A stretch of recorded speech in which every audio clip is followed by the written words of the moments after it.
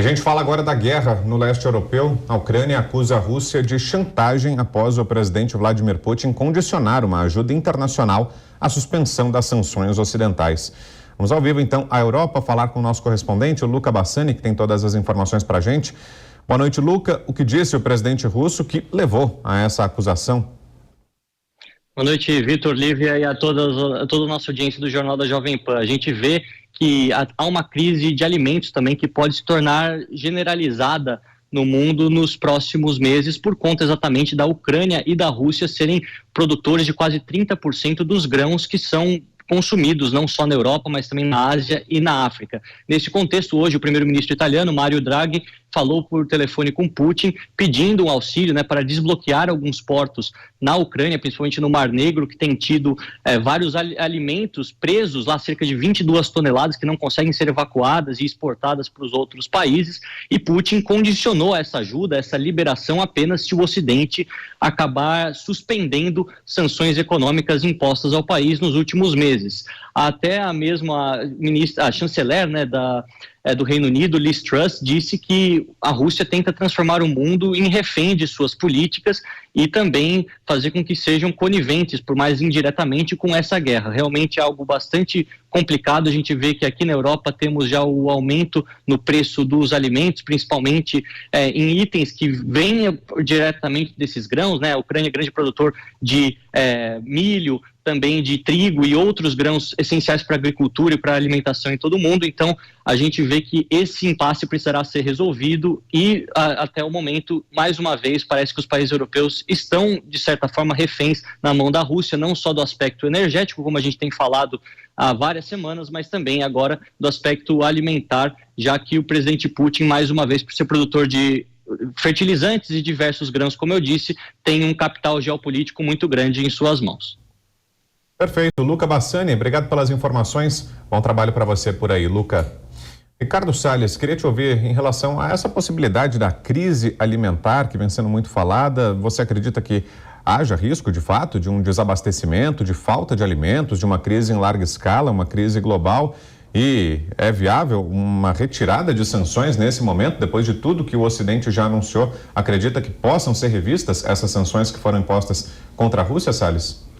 Olha, vou começar do fim. Acho que as sanções já passaram do limite, né? Estão instigando a Rússia a ser cada vez mais agressiva com a Ucrânia, né? Essas sanções já se mostraram relativamente improdutivas, contraproducentes, do ponto de vista de fazer a Rússia voltar para trás na guerra, mas, obviamente, foi um caminho adotado pelos países que estão apoiando a Ucrânia e não me parece que eles vão voltar atrás nesse momento.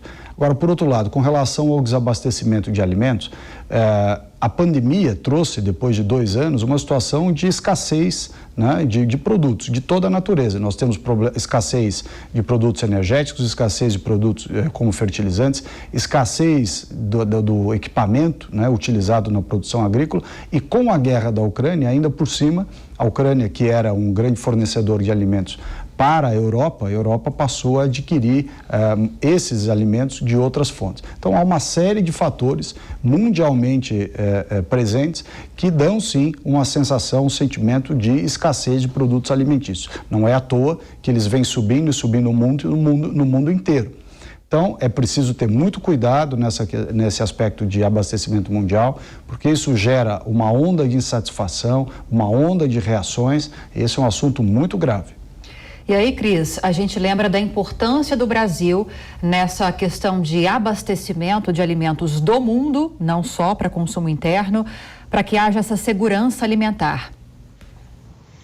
Nem fale, Lívia, é um bom momento para o Brasil olhando por esse lado, desde que o resto do mundo também colabore, porque a gente sabe, por exemplo, citar apenas um exemplo, né? O tanto que a França denigra a imagem do Brasil perante a Europa, perante o mundo todo, por uma mera guerra comercial. Então, quando os esquerdistas aqui do Brasil aplaudem falas do presidente Macron falando da nossa Amazônia, por exemplo, como se isso fosse bom para o Brasil, mas estão, na verdade, querendo destruir o Brasil para atrelar a imagem do presidente Bolsonaro, como se a derrota fosse do presidente Bolsonaro, não estão pensando nessa questão crucial do fornecimento de alimentos, por exemplo. Além de estarem, né, vinculados a uma mentira e a uma campanha difamatória internacional do Brasil estão esquecendo a possibilidade de o Brasil alimentar não só a nós brasileiros, mas também uma parte considerável do mundo.